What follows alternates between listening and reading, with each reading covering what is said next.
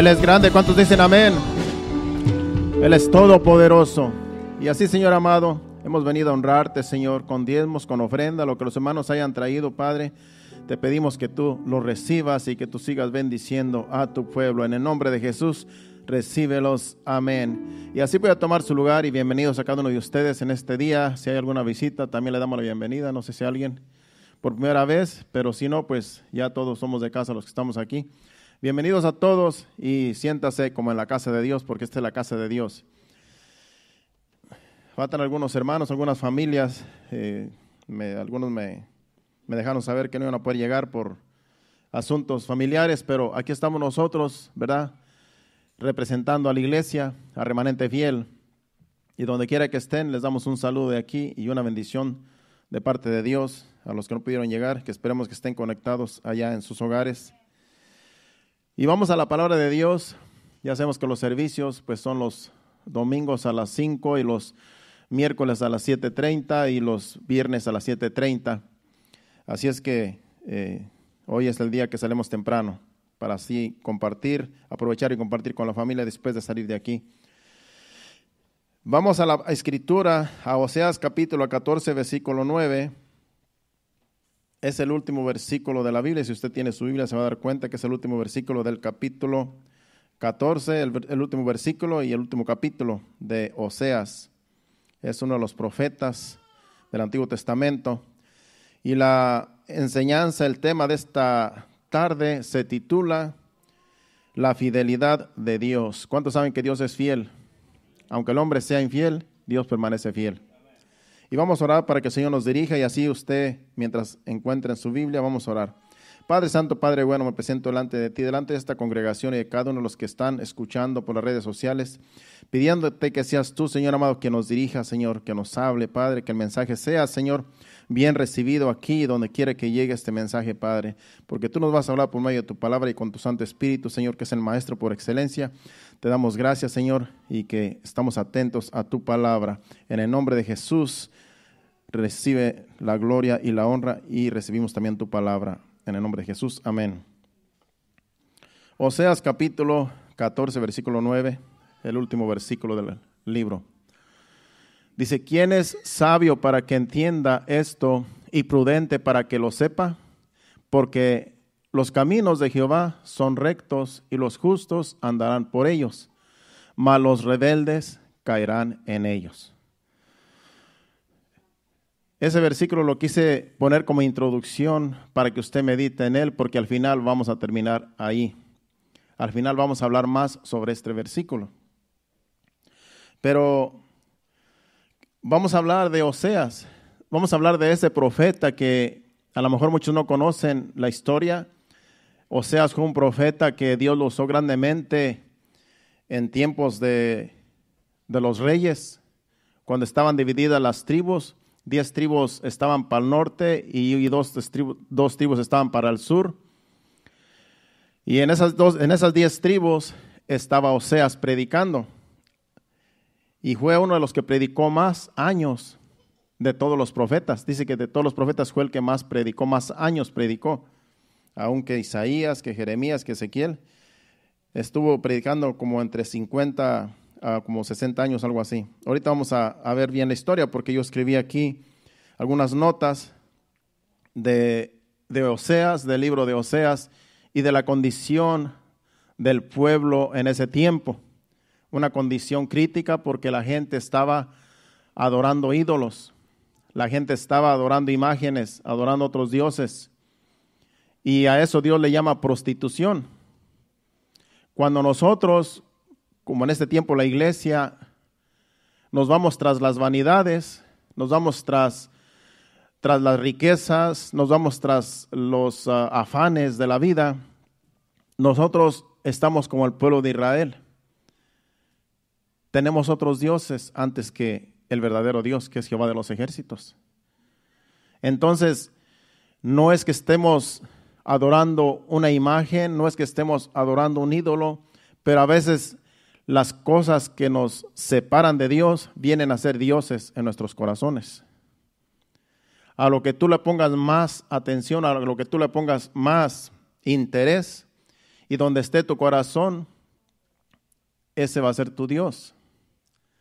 Entonces, por eso Dios dice en su palabra, el primer mandamiento es amar a Dios sobre todas las cosas. Para que no seamos idólatras, hay que amar a Dios sobre todas las cosas. Dios tiene que ser el primero en nuestras vidas. Entonces, en ese tiempo, los israelitas, el pueblo de Israel, tenía otros dioses aparte de Jehová y los adoraba, les ofrecía incienso, les ofrecía holocaustos a esas imágenes, a esos dioses falsos, y Dios decía que eran, en realidad, estaban fornicando, estaban adulterando, porque al que debían de ofrecerle sacrificios era a Dios, a Jehová.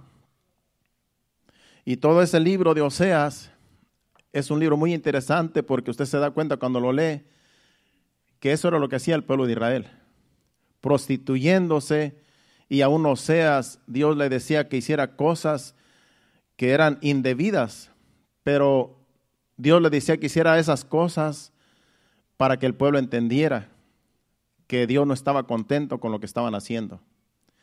Y como ejemplo ponía a Oseas casándose con una mujer impura, con una mujer ramera, para que ellos entendieran que lo que ellos estaban haciendo adorando a dioses ajenos era lo mismo que estaban viendo ellos en Oseas y la mujer impura con la cual había contraído matrimonio.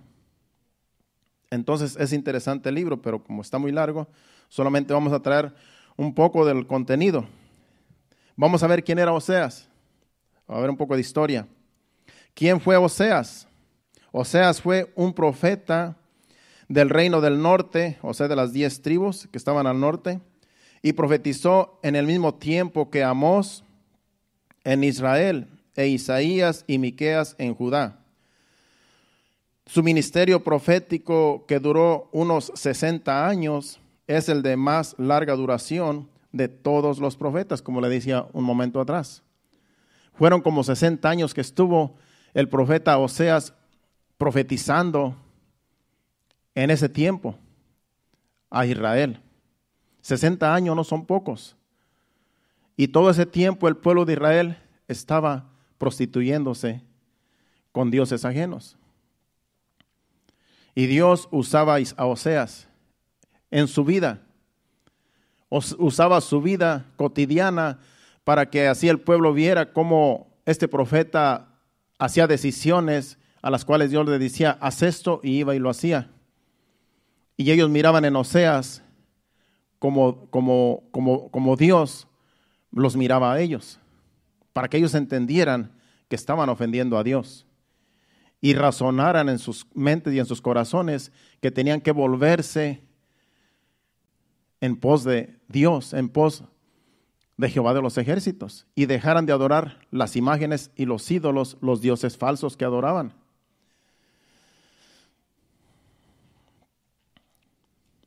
El libro de Oseas es una gran exhortación al arrepentimiento dirigido a las 10 tribus durante los 50 y 60 años. Antes de su cautiverio, dice aquí, la copa de la iniquidad de ellos había estado llenándose rápidamente, y ellos habían estado llenándose de los reyes y los sacerdotes se volvieron impíos. Los reyes y los sacerdotes fueron los que hicieron desviar al pueblo. Sabemos que los reyes eran los líderes del pueblo, y lo que los reyes decían, eso hacía el pueblo. Y los sacerdotes eran los que ministraban en el templo. Entonces, si los reyes se desviaban de servir a Dios, desviaban a todo el pueblo. Y ya después ya no adoraban a Dios, ya no servían a Dios, ya adoraban a imágenes, ya adoraban a ídolos. Y era por eso que Dios les hablaba por medio de los profetas para que volvieran a Dios. Estos reyes y esos sacerdotes hacían que el pueblo se desviara, que el pueblo creyera en que esas imágenes y esos ídolos eran más poderosos que Jehová de los ejércitos, que había abierto el mar rojo y había hecho maravillas en Egipto y en el desierto. Habían desviado su fe y su confianza en Dios para poner su confianza en algo que estaban viendo, en ídolos de los paganos que adoraban, de los cananeos, y desviaron la adoración a esos ídolos. ¿Usted cree que un pastor puede desviar la adoración a Dios a una congregación? Sí, sí puede. Los ha habido. Que después en vez de adorar a Dios, adoran otras cosas y a veces adoran hasta los mismos ministros que están ministrando. Ya los ven como dioses, ya los ven como que Dios está en esa persona y que lo que diga esa persona, eso es, y es un hombre. Y desvían su adoración de Dios y la dirigen hacia ellos mismos o a otras cosas. Ha sucedido y sigue sucediendo. Porque el hombre por naturaleza es nacido para adorar. Pero el problema es que adoran lo que no es Dios y adoran lo que ven. Y una persona carismática, una persona que es muy, a lo mejor elocuente, es fácil que personas lo adoren, es fácil que personas le rindan tributo, homenajes aún a esas personas. Porque ya el hombre está con esa naturaleza de adorar. Es por eso que nosotros aquí siempre enseñamos al que hay que adorar es a Dios. No pongamos la mirada en otra cosa, no pongamos la mirada en cosas que se ven, sino en Dios que es espíritu. Y lo que Dios dice en su palabra, eso es lo que hacemos. Adoramos a Dios como dice su palabra que lo adoremos. No pongamos la mirada en las cosas que se ven, ni en imágenes, ni en nada que nuestros ojos pueden ver. Pongamos la mirada en aquel que pagó el precio en la cruz de Calvario por nosotros, en Jesucristo. Él es nuestro Dios, Él es el camino y Él es la verdad y Él es la vida. Y estos reyes y sacerdotes desviaron la adoración que debería de haber sido dirigida a Dios, la dirigían a esos dioses y aún ponían su confianza en Egipto, ponían su confianza en los sirios. Cuando ellos necesitaban, estaban en apuros, a veces habían otros reyes que querían pelear contra ellos. Ellos iban y se refugiaban y pedían refuerzos con otros reyes paganos. Se hacían amigos de los egipcios, se hacían amigos de los sirios que también eran enemigos de ellos. Y a veces pedían ayuda a ellos en vez de ir a Dios, que es Jehová de los ejércitos. Y Dios estaba irritado porque le habían vuelto las espaldas a Dios. Y habían creído en todo lo que se les enseñaba en ese tiempo, de que esos dioses falsos eran reales y es pura falsedad. Todo lo que se ve no es verdadero, todo eso es vanidad. Todo lo que usted ve en este mundo, todo es vanidad. Por eso no debemos poner nuestra mirada y nuestra confianza en las cosas materiales, en las cosas que se ven, porque todo un día va a terminar. Todo un día ya no va a existir. Pero Dios es eterno y Dios no deja de ser Dios. Él es el Dios del Antiguo Testamento y es el Dios del Nuevo Testamento y es el Dios de hoy, de ayer y de siempre. No pongamos nuestra mirada y nuestra confianza en otras personas, menos en ídolos. Yo estaba escuchando hace poco un pastor que dice que a él lo siguen, él tiene mucha gente que sigue en las redes sociales, sus enseñanzas, yo soy uno. Porque es un buen predicador, es un maestro. Y yo he aprendido mucho de ese maestro, de ese pastor. Pero él es humilde y se ve la humildad. Y dice que en una ocasión le llamó un pastor de otro país. O no sé si era pastor o era una persona, era un hombre. Y le dijo, pastor, dice, yo a usted lo sigo por las redes sociales, dice, hace tiempo que yo le estoy siguiendo las enseñanzas, dice, y ¿sabe qué? Dice, me diagnosticaron cáncer, dice, me dieron 6 meses de vida, dice.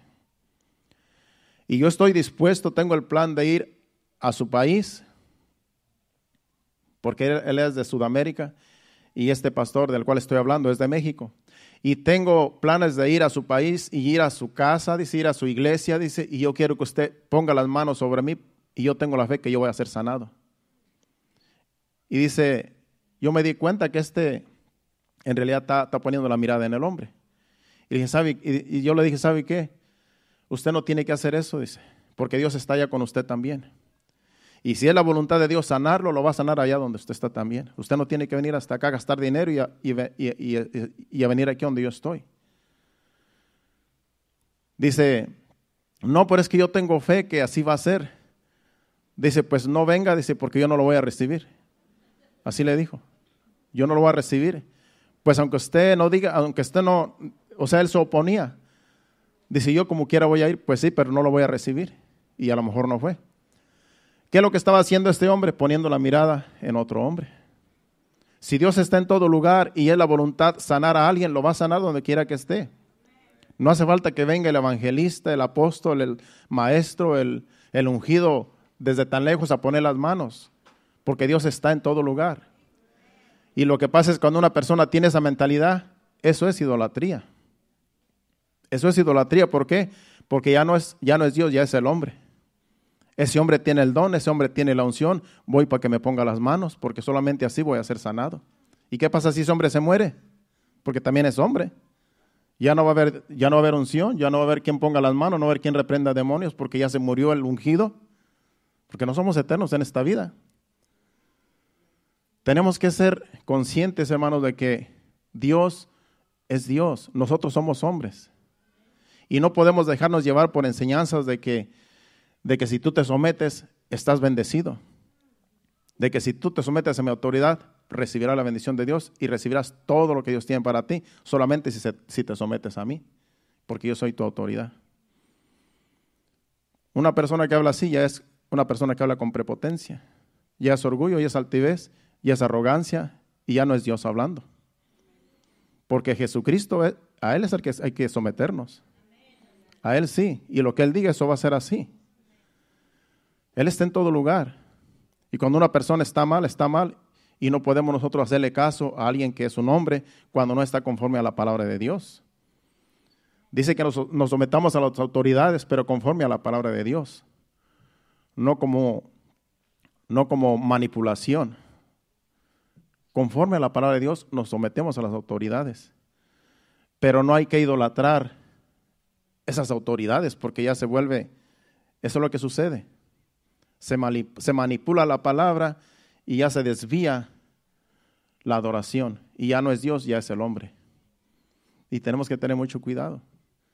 Porque imagínense, aquí dice que los reyes y los sacerdotes desviaron al pueblo y ya no buscaban a Dios, porque ya se desviaron para adorar ídolos, imágenes y aún ir a otras naciones a pedir ayuda cuando ellos tenían a Dios de su parte, de su lado. Dios había peleado varias batallas con los reyes. Había derrotado ejércitos, Dios mismo con el ejército de Israel. Pero le dieron las espaldas a Dios muchas veces y ya el pueblo, y ya Dios no estaba con ellos, porque a la vez que uno le vuelve las espaldas a Dios, ya Dios no está con nosotros. Cuando nosotros pecamos voluntariamente, sabiendo que estamos haciendo mal, le estamos volteando las espaldas a Dios. Entonces, cuando nosotros pedimos un favor de Dios, Dios puede voltearnos las espaldas a nosotros también, porque no le estamos sirviendo voluntariamente, sino solamente por conveniencia. Solo cuando nosotros queremos un favor de Dios, y Dios conoce los corazones. Por eso, si nosotros queremos algo de Dios, tenemos nosotros que caminar bien con Dios para recibir las bendiciones de Dios. Si queremos ser bendecidos por Dios, tenemos que nosotros caminar en obediencia a Dios, en obediencia a su palabra. A veces hacemos cosas que no agradan a Dios y porque venimos a la iglesia y porque estamos aquí, le cantamos unas alabanzas, le adoramos, leemos la palabra de vez en cuando, oramos y a veces creemos que Dios está con nosotros, pero si estamos en pecado, Dios no está con nosotros, Dios está en contra de nosotros por el pecado que estamos haciendo. Y como Dios no puede ser burlado, no podemos nosotros manipular a Dios. Dios no se deja manipular porque Él es el que conoce todos los corazones. Yo aquí escribí los pecados de estas naciones paganas, de los cuales ellos en realidad se habían unido a las naciones paganas que eran idólatras. Los pecados de estas naciones paganas a los cuales ellos se unieron son ofensa cometida por los que no han tenido relación con Jehová, quien los rescató. Esto es que estas naciones paganas ofendían a Dios con sus dioses, con sus ídolos. Pero el pueblo de Israel había tenido un encuentro con Dios. Allá en el Sinaí Dios les dio las leyes y allá en el Sinaí, en el monte Sinaí, por medio de Moisés, ellos prometieron estar con Dios y servirle. Dios hizo un pacto con el pueblo de Israel de que Él iba a estar con ellos y ellos le iban a servir. Y Dios les había dicho que Él no los iba a dejar ni desamparar y que aun si se enfermaban, Él era su sanador.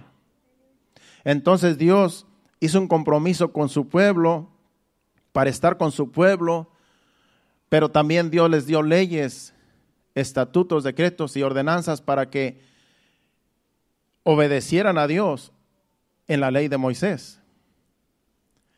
Y ellos, al obedecer a Dios, Dios iba a estar siempre con ellos. Porque Dios lo que ve es la obediencia. Eso es lo que ve Dios, la obediencia, no el sacrificio que hagamos nosotros. Porque a veces creemos que entre más nos sacrificamos, más se agrada a Dios. No, a Dios le agrada la obediencia. Tú puedes estar sacrificándote y crees que estás sirviendo a Dios con tu sacrificio, pero a Dios lo que le agrada es la obediencia a su palabra. Eso es lo que le agrada a Dios. Es por eso que muchas de las veces hay personas que quieren hacer tanto para Dios que después no alcanzan a hacer todo lo que quieren hacer y no pueden obedecer a Dios con todo lo que quieren hacer. Porque en vez de obedecer a Dios, lo van a desobedecer porque se ponen cargas que no pueden llevar. Vamos a poner un ejemplo. Hay un pastor que levanta una iglesia y ese pastor que levanta la iglesia le dice a los pueblos, ¿saben qué? Vamos a comprar un terreno, vamos a comprar un edificio para la iglesia. Y le dice al pueblo, ¿saben qué? Esto es por fe. Y vamos a hacer ya tienen el terreno, ya tienen el lugar que lo van a comprar. Ese lugar que ellos van a comprar está exageradamente muy caro. Y la iglesia es pequeña que no alcanza a comprar ese lugar, no les alcanza para comprar ese lugar que ellos creen que Dios se los va a dar. Vale tanto dinero que la pequeña congregación con las ofrendas que se juntan no alcanzan para dar un pago. Entonces tus ministros dicen que tienen fe y como quiera hacen el trato. Pero después al pueblo lo trabajan más. Después dicen, ¿saben qué? Tenemos esta deuda. Y como somos de fe y Dios está con nosotros, hay que trabajar más. Ahora van a hacer trabajos extras, ahora van a vender hasta comida, van a vender, a ver qué hacen, pero hay que juntar para dar el pago. Eso no es de Dios, hermano. Esos son cargas que el pastor pone a la iglesia y la compromete a algo que no pueden hacer. Y después se frustran, tanto los pastores como los feligreses, porque ya no es voluntario, ya es una obligación hacer las cosas, porque ya no les alcanza lo que se junta en la iglesia, entonces ahora hay que trabajar más para pagar la deuda. Ese es un ejemplo solamente. Eso no es de Dios. Aquí nosotros no estamos exigiendo ofrendas ni diezmos. Aquí solamente traemos una exhortación y una enseñanza porque ya es el mismo protocolo que está en todas las iglesias. Pero muchas veces mi esposa me dice, ya no hay que pedir, simplemente que la gente traiga sin decirle nada. Le digo, pero es que así es como un protocolo que hay que tomar la parte, darle la bienvenida a la iglesia, a las visitas, un saludo los días de servicio y se tiene que traer una pequeña exhortación tan siquiera para que se entienda que se va a levantar la ofrenda, pero no es una exigencia.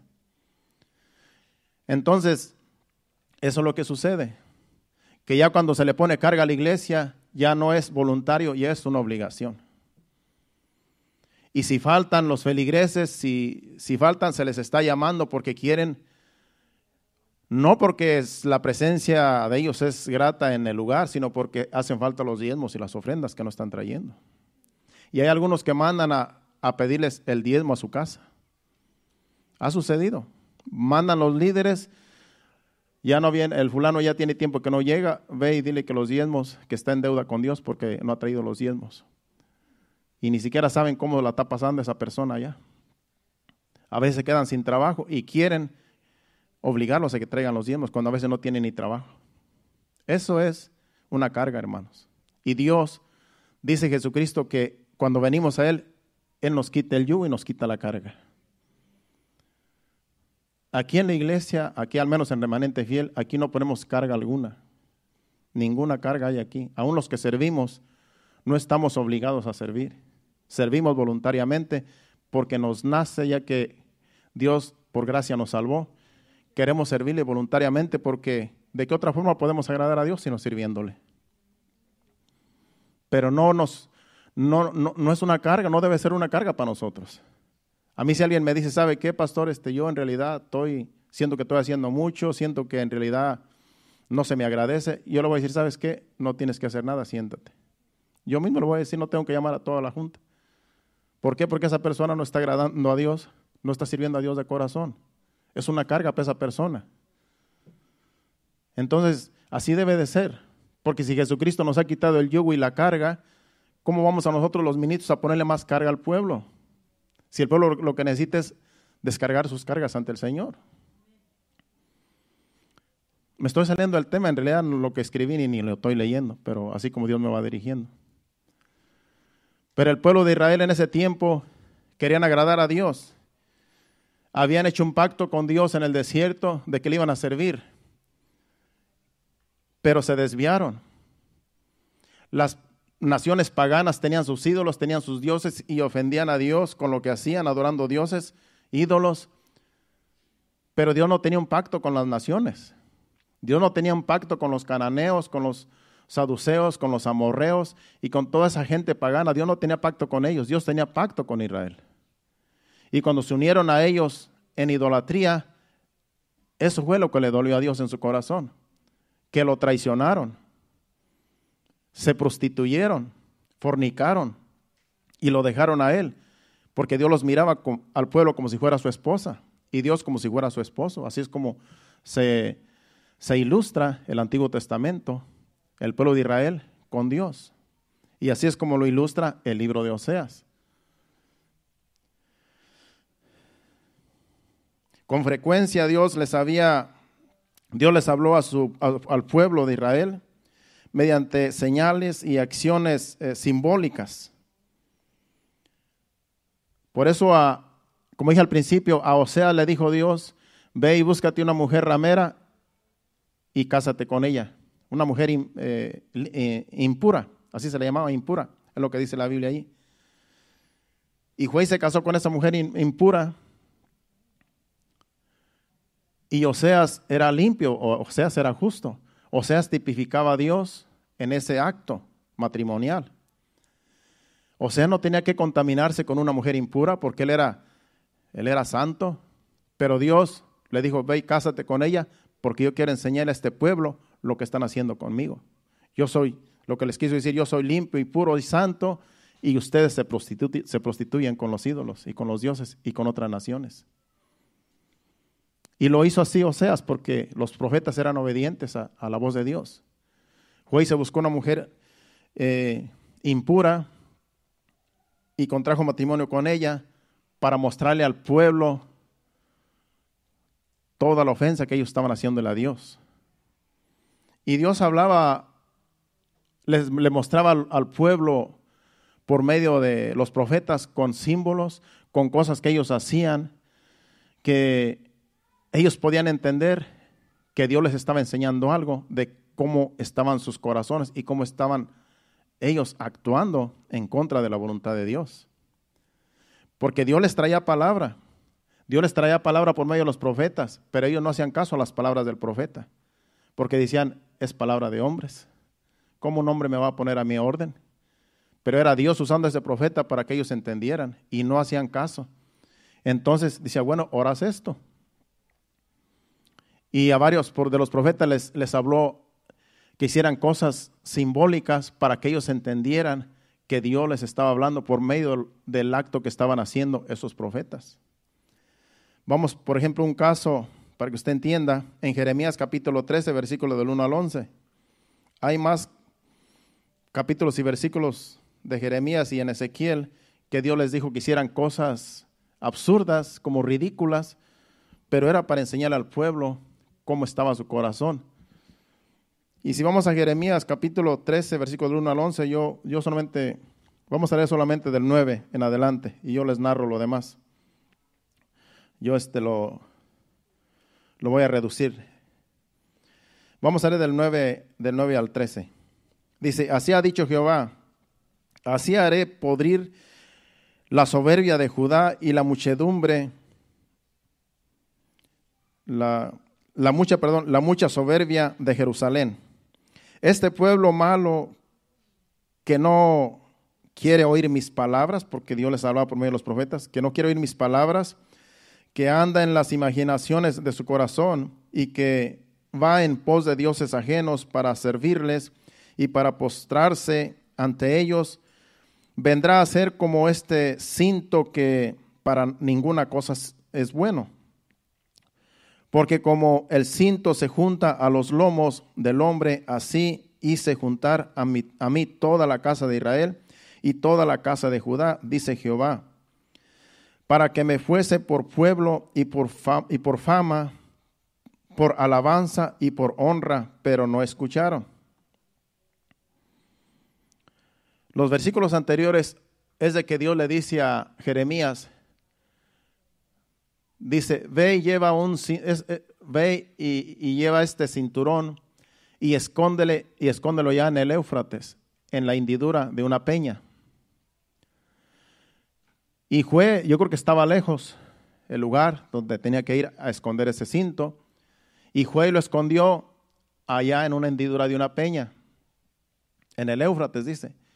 Y regresó y de tiempo le dice Dios, ve y busca el cinto que fuiste a esconder allá.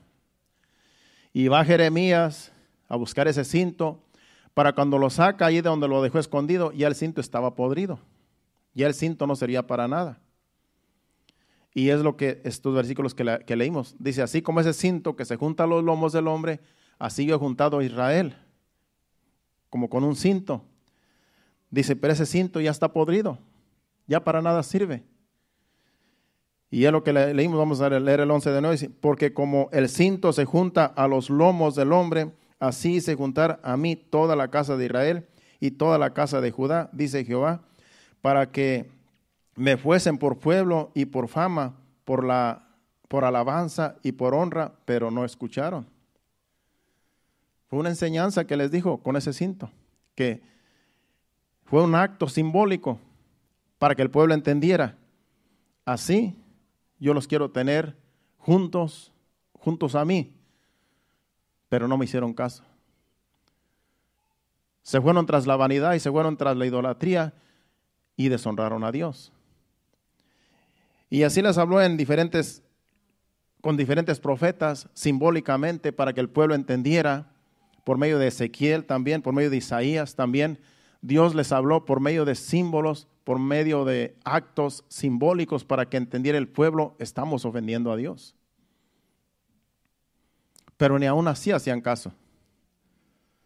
Porque el pueblo se volvió rebelde, se volvió obstinado, porque se contaminó con las naciones paganas. Cuando tú andas mucho tiempo con alguien pagano, alguien que no es hijo de Dios, tienes que tener mucho cuidado porque te puede hacer que crea lo que él cree.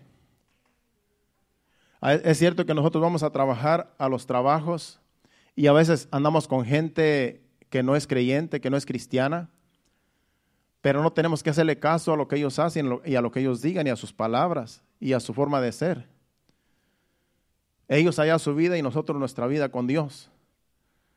Pero muchas de las veces lo que sucede es que cuando se comparte mucho tiempo con esas personas, se llega a darle la espalda a Dios.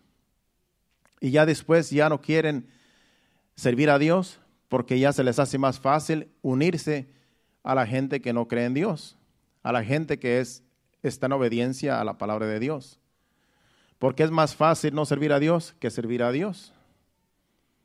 Acuérdese que es un sacrificio servir a Dios, pero la Biblia dice que de tales sacrificios se agrada a Dios. Dios se agrada de que le sirvamos. Y es un acto, servir a Dios es un privilegio, pero nos tenemos que negar a nosotros mismos. Por eso Jesucristo dice, todo aquel que quiera venir en pos de mí, niéguese a sí mismo, tome su cruz y sígame. Porque tomar la cruz de Cristo es negarnos a nuestra voluntad. Ya no hacemos nuestra voluntad, sino la voluntad de Dios. Entonces, cuando nosotros seguimos a la gente que no cree en Dios, que no sigue a Dios, nosotros nos estamos volviendo como el pueblo de Israel, prostituyéndonos, yéndonos tras dioses ajenos y le damos la espalda a Dios. Y cuando nos vemos en apuros, clamamos a Dios y ya Dios no nos puede responder, porque le hemos dado la espalda a Dios.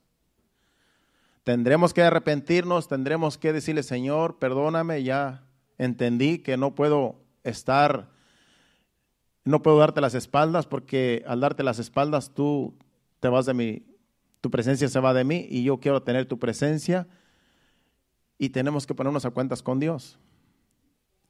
Cuando tú te pones a cuentas con Dios, cuando tú te arrepientes genuinamente en tu corazón de las cosas que tú estás haciendo que no le agradan a Dios, rápidamente Dios está contigo. Cuando tú genuinamente le dices, Señor, estoy arrepentido, estoy arrepentida, he hecho cosas que no te agradan y yo sé que te he dado las espaldas, pero ahora me arrepiento y yo quiero servirte, yo quiero buscarte, yo quiero que tú estés conmigo. Y Dios rápidamente atiende a nuestro llamado, porque Él está. Nosotros somos los que tenemos que estarle rogando a Dios siempre, pero a veces es como si Dios nos estuviera rogando a nosotros para que le sirvamos, porque Dios no nos puede obligar. Hay un versículo que dice en el apóstol Pablo en Corintios, dice como si Dios rogara por medio de nosotros, os rogamos. Cuando nosotros le decimos a una persona, mira, Dios te ama, Dios quiere que tú le busques, Dios quiere que tú le sirvas.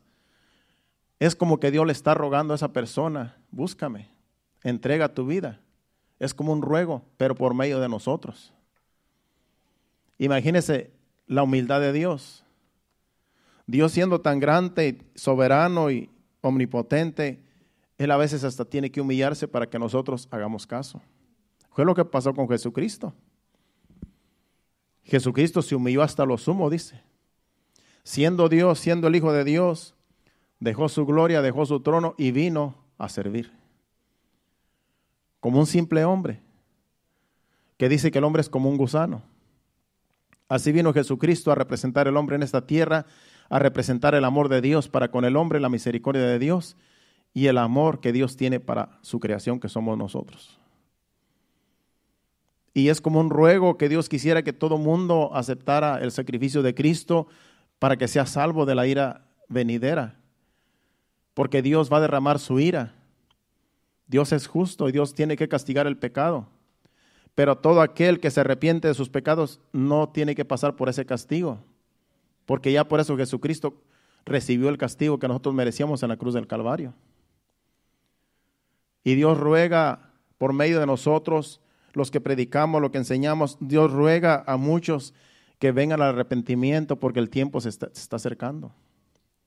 La venida del Señor está cerca, la ira de Dios está cerca, se está manifestando la naturaleza, los terremotos, las inundaciones, vemos en las noticias, muertos, catástrofes, y la gente no entiende. Dios permite que la naturaleza se enfurezca y vengan esos huracanes terribles y esas inundaciones que en años pasados no sucedía.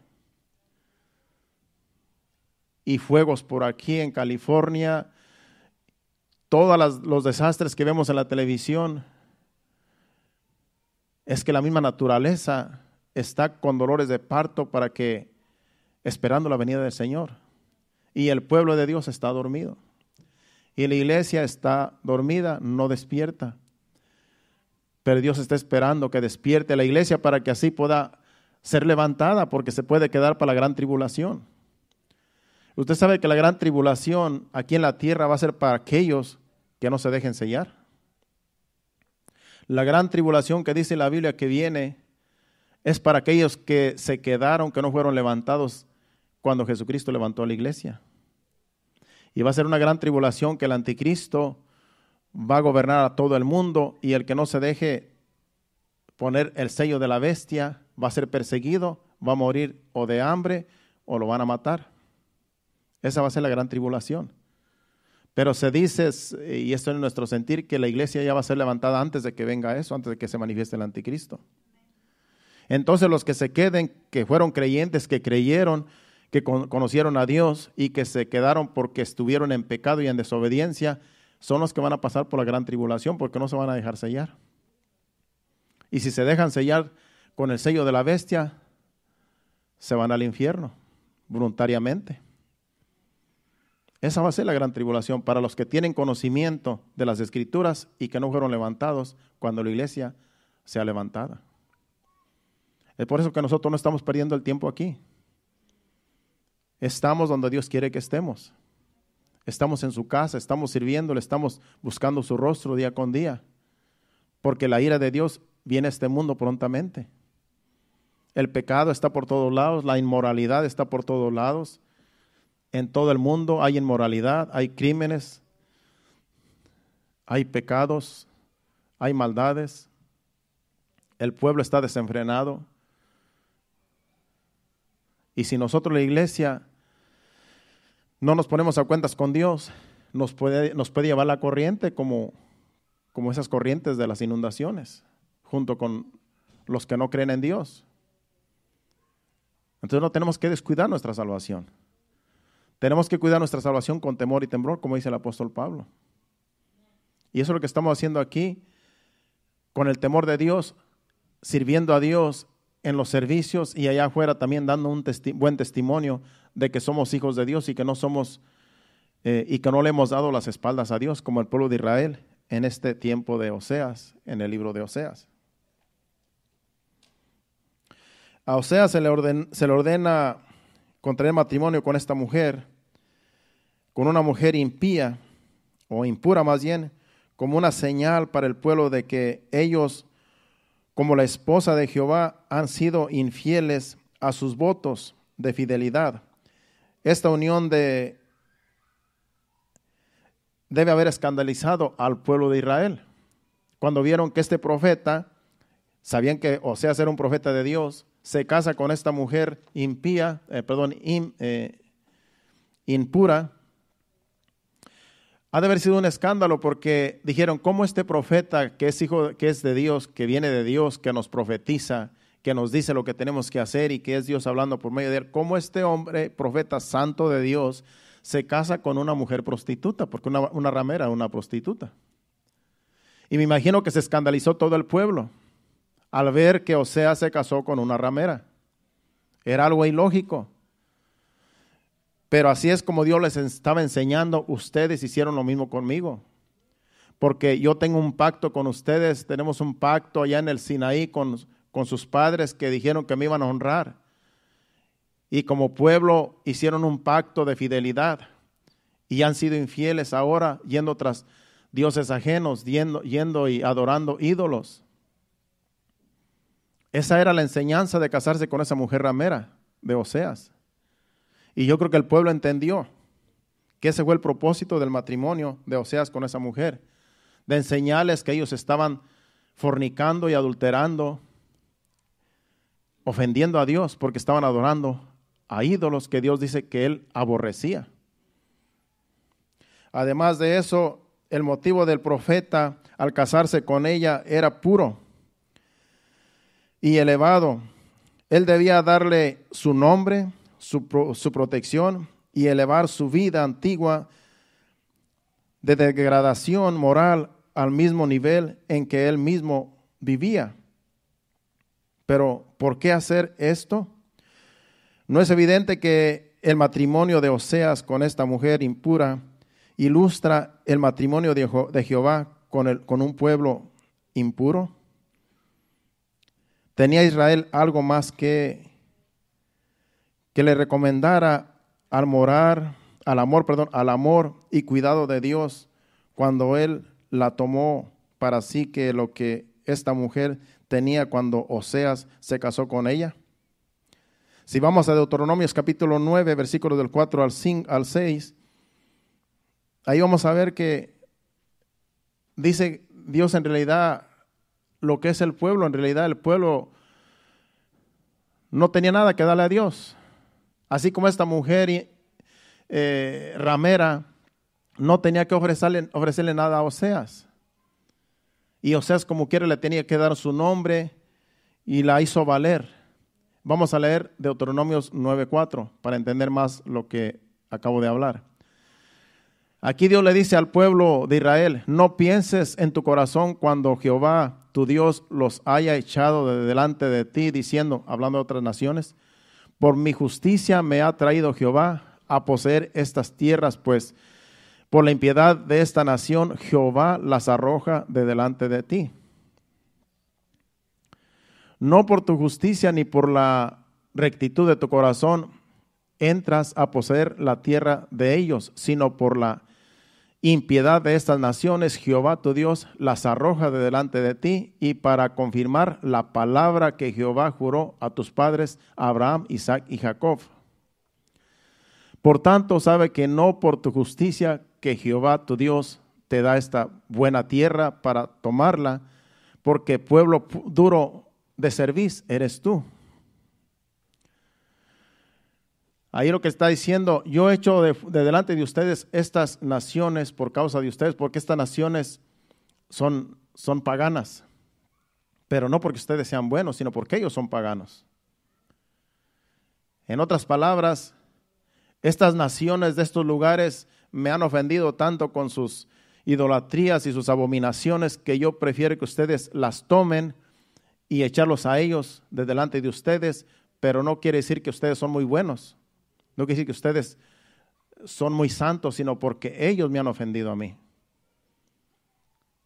Y no por tu justicia, sino porque ellos han sido injustos.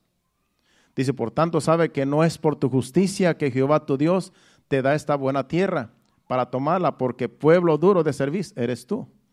Sabemos que el pueblo de Israel ofendió a Dios todo el camino que estuvieron en el desierto. O sea que lo que Dios les está diciendo, la tierra que ustedes van a poseer no se la merecen, pero los que están ahí me ofenden con sus acciones, y es por eso que yo los voy a echar de delante de mí. Pero no porque ustedes sean buenos, no porque ustedes se la merezcan, sino por ellos que me ofenden. Pero Dios dándoles una oportunidad al pueblo para que le sirvieran y para que lo honraran. Pero dice que era un pueblo duro de cerviz. Y así esta ramera que se casó con Oseas, Oseas le iba a dar su nombre, Oseas la iba a hacer valer, porque Oseas era santo, era un hijo de Dios, y esta mujer era impura. Esa mujer no tenía nada que ofrecerle a Oseas. Él sí, porque él era santo y puro. Así como Dios es santo y puro para el pueblo de Israel, Dios tiene todas las bendiciones para su pueblo, pero su pueblo, ¿qué le puede dar a Dios? Por eso Dios lo que pide de nosotros es la alabanza y la adoración. ¿Cómo nosotros podemos comprar los favores de Dios? Con nada lo podemos comprar. Si de lo que Él nos da, de ahí le damos a Él. Las ofrendas que nosotros le damos a Dios es porque Él nos da de lo de Él. Él nos da las fuerzas, nos da la habilidad para trabajar y para recibir un salario. Y de ahí nosotros le damos, pero todo eso viene de Dios. Porque nosotros dependemos de Dios. Entonces, esa ramera no tenía nada que darle a Oseas. No tenía ningún mérito. Y Oseas como quiera la iba a hacer valer. Le iba a dar su nombre. ¿Qué nosotros podemos darle a Dios? Nada. Él lo tiene todo, todo es de Él. Él lo que quiere es nuestra obediencia. Es lo que pide nuestra adoración hacia Él. Que no adoremos otras cosas más que a Él. Que no adoremos ídolos. Que no vayamos tras las vanidades, sino que solamente Él es el que merece la adoración. Vamos a Isaías 15, 1 y 2, para hablar un poquito de lo que era el pueblo de Israel, cómo Dios miraba al pueblo de Israel. Isaías 15, 1 y 2. Profecía sobre Moab, cierto de noche fue destruido. Arde Moab, puerta en silencio, dice ahí. Yo creo que es otro, deja ver aquí. 51, es que es el corazón. Isaías 51, 1 y 2, no 15, 51. Dice, oíme los que oíme los que seguís la justicia, los que buscáis a Jehová, mirad a la piedra de donde fuisteis cortados y al hueco de la cantera de donde fuisteis arrancados. Y el 2 dice, mirad a Abraham, vuestro padre, y a Sara que os dio a luz, porque cuando no era más que uno solo, lo llamé y lo bendije y lo multipliqué. ¿Qué les está diciendo aquí Dios a su pueblo? ¿De dónde vienen ustedes? Si cuando yo llamé a Abraham era solo, no podía ni tener hijos, ni con Sara porque era estéril. Para que ellos no se mofaran de que nosotros somos hijos de Abraham, el gran hombre, el hombre de la fe. Aquí Dios les dice, ¿quién era Abraham? Cuando yo le escogí, no tenía ni descendencia, yo le di descendencia, yo lo hice fructificar. ¿Cómo ustedes se mofan y se enorgullecen de que son hijos de Abraham? Si en realidad Abraham yo lo saqué del anonimato. Sin mí Abraham no hubiera sido nadie. Yo le di un nombre, yo le dije en ti serán benditas todas las familias de la tierra, pero es porque yo lo llamé, es porque yo le dije, ven y sígueme. Y él obedeció. Pero no porque en realidad él haya sido algo grande, sino que yo lo engrandecí. Dios lo engrandeció, Dios lo hizo rico, lo prosperó, porque Dios estaba con Abraham. Pero el pueblo de Israel se mofaba, se enorgullecía de que eran hijos de Abraham. Era lo que sucedía cuando Jesucristo vino a predicarles a los fariseos. Ellos se enorgullecían, somos hijos de Abraham y tú eres hijo de fornicación. Dice Jesucristo, si antes de que Abraham fuera, yo soy. ¿De qué ustedes se enorgullecen de Abraham? ¿Qué orgullo tenemos nosotros de decir, no, pues mis padres le sirvieron a Dios, mis padres eran siervos de Dios, pero nosotros, ¿quiénes eran nuestros padres sin Dios? No tenemos nosotros que mofarnos de nada, sino por la misericordia de Dios es que Dios puso sus ojos en nosotros. Si tus padres fueron siervos de Dios y le sirvieron a Dios, pero Dios los llamó y ellos obedecieron, ahora te toca a ti. Ahora nos toca a nosotros. No digas, mis padres fueron siervos de Dios y ellos agradaron a Dios en todos sus caminos. Pues sí, pero nosotros. Ahora nos toca a nosotros. Ellos fueron su vida con Dios, ahora nos toca a nosotros dar nuestra vida al Señor y servirle aún más que nuestros padres, si es que ellos le sirvieron como creemos nosotros que le sirvieron a Dios. Ahora nos toca a nosotros, porque Dios es un Dios que trata persona a persona. Ya los que partieron de este mundo, ya ellos hicieron su labor, hicieron lo que pudieron aquí en la tierra. Ahora nos toca a nosotros hacer nuestra parte. Y eso es lo que estamos ahora haciendo, buscando la forma de agradar a Dios en todos nuestros caminos. Porque Él merece ser honrado, Él merece ser adorado por su pueblo, que somos nosotros. Bueno, ya para terminar, me quedan 10 minutos.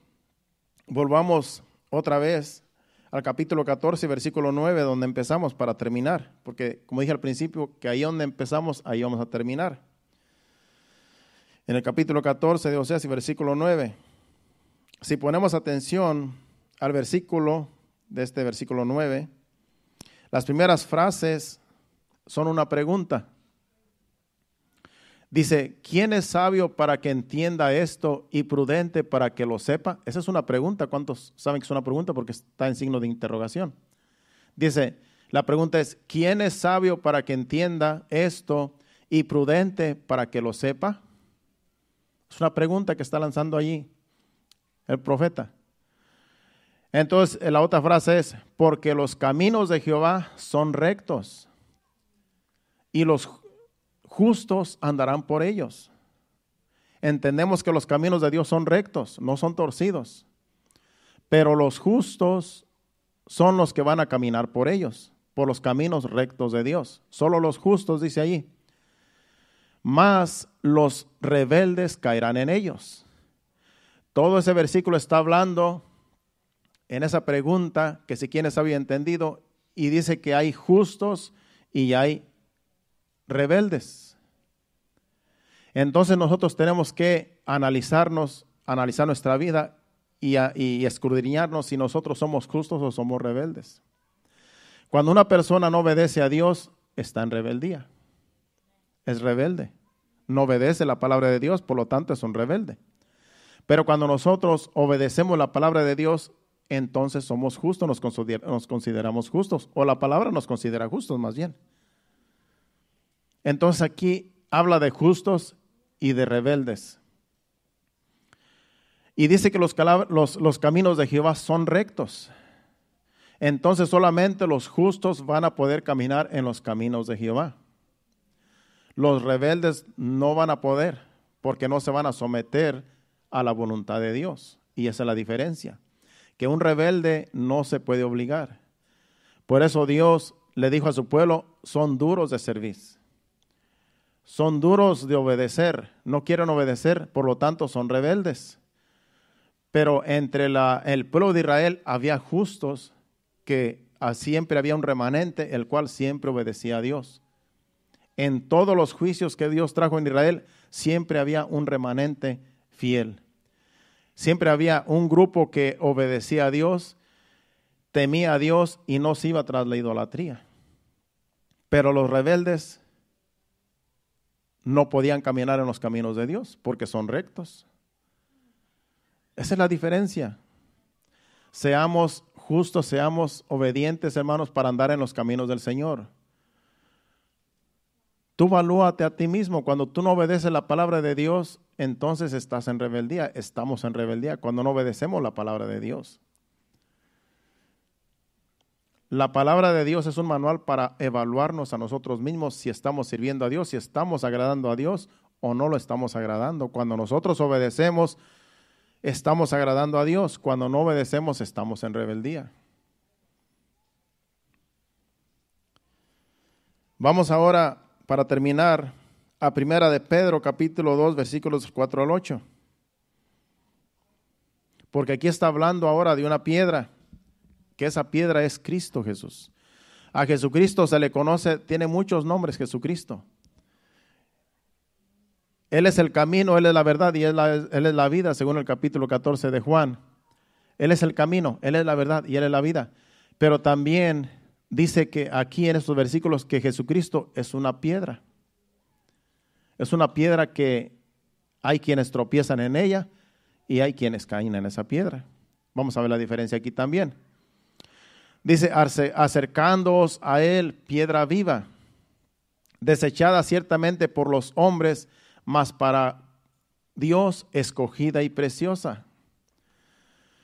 Vosotros también como piedras vivas, sed edificados como casa espiritual y sacerdocio santo, para ofrecer sacrificios espirituales aceptables a Dios por medio de Jesucristo. Esto nos está hablando la iglesia. Por lo cual también contiene la escritura: he aquí pongo en Sión la principal piedra del ángulo, escogida, preciosa, y el que cayere en él no será avergonzado. Para vosotros, pues los que creéis en él, precioso, pero para los que no creen, la piedra que los edificadores desecharon ha venido a ser la cabeza del ángulo, y piedra de tropiezo y roca que hace caer, porque tropiezan en la palabra, siendo desobedientes, a lo cual fueron también destinados. Si analizamos bien esos versículos, Jesucristo es la piedra.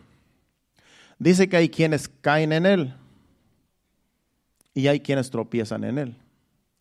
Cuando nosotros venimos al arrepentimiento, nosotros caímos en la piedra que es Jesucristo y él nos recibió en sus brazos. ¿Cuántos dicen amén? Cuando nosotros en nuestro orgullo, en nuestra desobediencia vivimos en otro tiempo, ofendiendo a Dios, topamos con la piedra, con Jesucristo, que es la piedra, y caímos de rodillas en sus brazos, nos humillamos ante él y él nos recibe, y ahí fuimos salvos nosotros, cada uno de los que dimos nuestra vida al Señor. Pero hay otros que no quieren creer en Jesucristo, por lo cual tropiezan por ser desobedientes, porque no quieren aceptar el sacrificio de Cristo y no quieren someterse a la voluntad de Dios, por lo cual la piedra que es Jesucristo viene a ser tropiezo para ellos. Pero para los obedientes es la salvación de nuestras almas. Esa es la diferencia. Él sigue siendo la roca, pero para unos tropiezo y para otros salvación. Él es la roca de nuestra salvación. Hay otro versículo que dice que Él es la roca de nuestra salvación.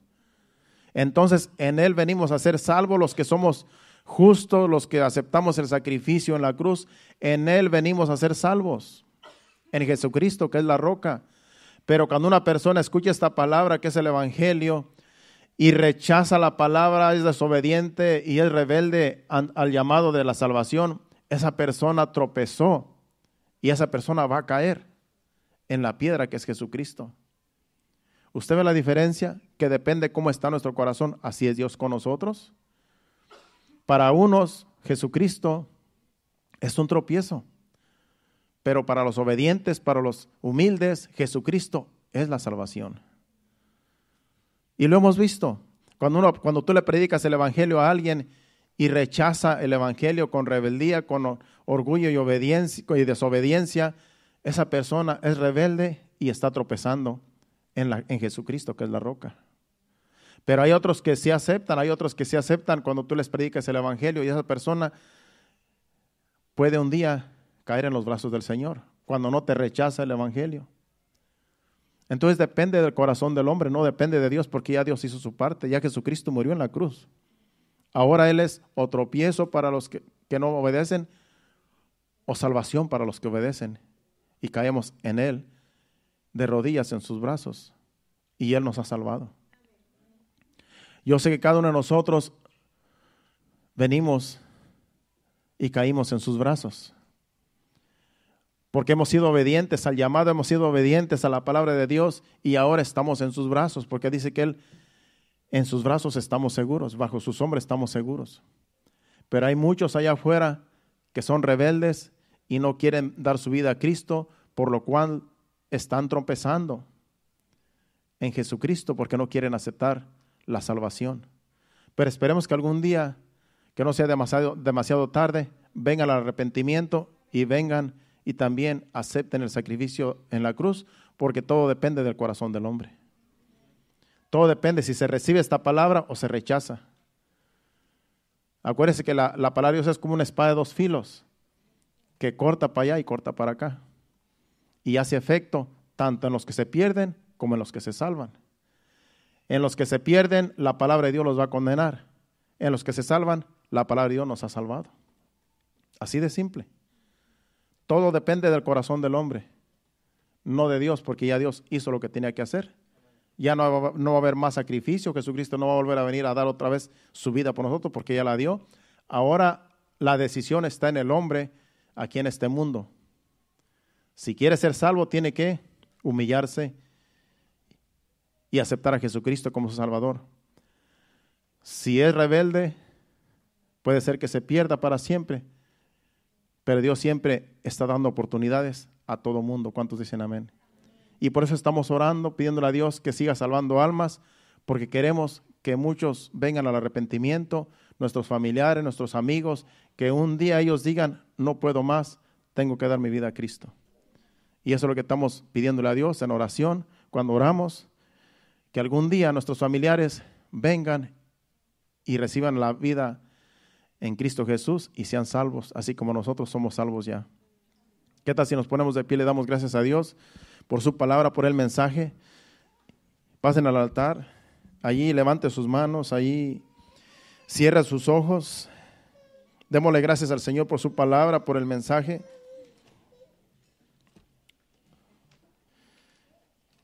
Y hay que pedirle a Dios por algunos hermanos que están un poco delicados de salud en sus hogares, que no han venido. Hemos estado hablando con algunos hermanos que están un poco delicados de salud.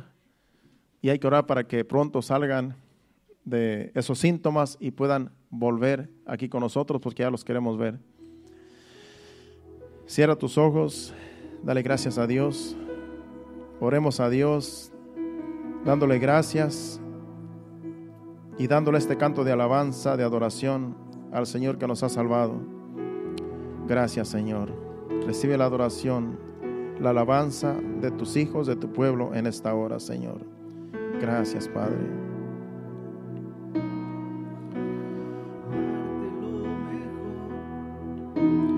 De mi corazón es lo que pretendo, Señor, poder derramar el nardo que en mí hay y ungirte hoy así, darte lo mejor de mi corazón es lo que pretendo, Señor, poder derramar el nardo que en mí hay y ungirte hoy así. Pero es duro mi corazón,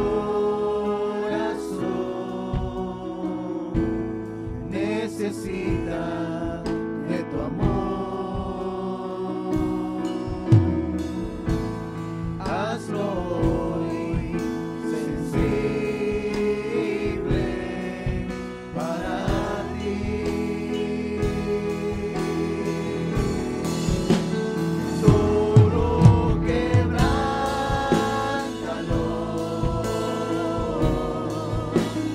solo quebrántalo.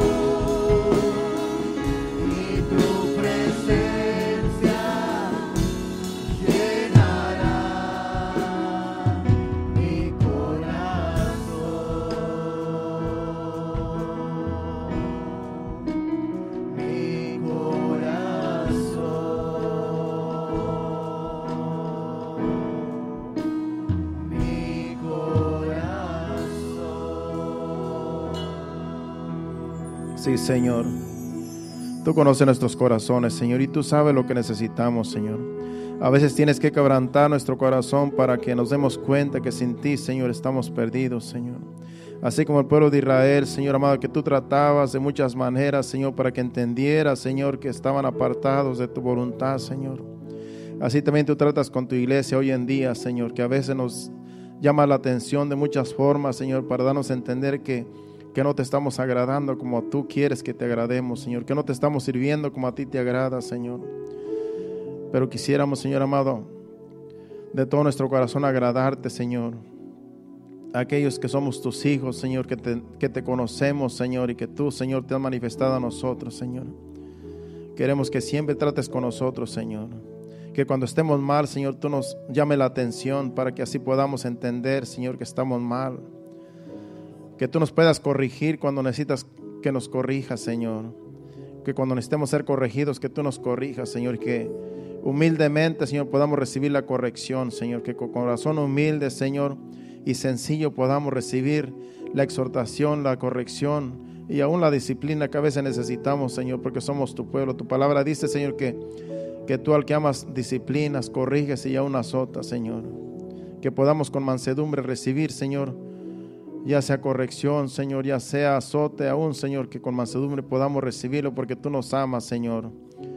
Porque tú quieres lo mejor para nosotros y nosotros queremos agradarte en todo tiempo, Señor, servirte, Señor, voluntariamente, Señor, que podamos servirte como tú te lo mereces, Señor. Gracias te damos, Señor, por tu palabra, por el mensaje, Señor, que tú nos has traído hoy, Señor. Gracias, Padre Santo, te pedimos, Señor, ahora que nos vamos a despedir, no de tu presencia, sino de este lugar, que tú nos lleves con bien a donde quiera que vayamos, Señor. Si vamos a compartir una cena con la familia, Señor, que tú estés con nosotros allí, Señor, santificando los alimentos, Señor, y así contentos, Señor, como somos tus hijos, Señor, que sintamos tu presencia aún yendo a nuestros hogares, donde quiera que vayamos, que tu presencia vaya con nosotros, guardándonos, protegiéndonos hasta llegar a nuestros hogares. Te lo pedimos en el nombre de Jesús, llévanos con bien. Amén y amén.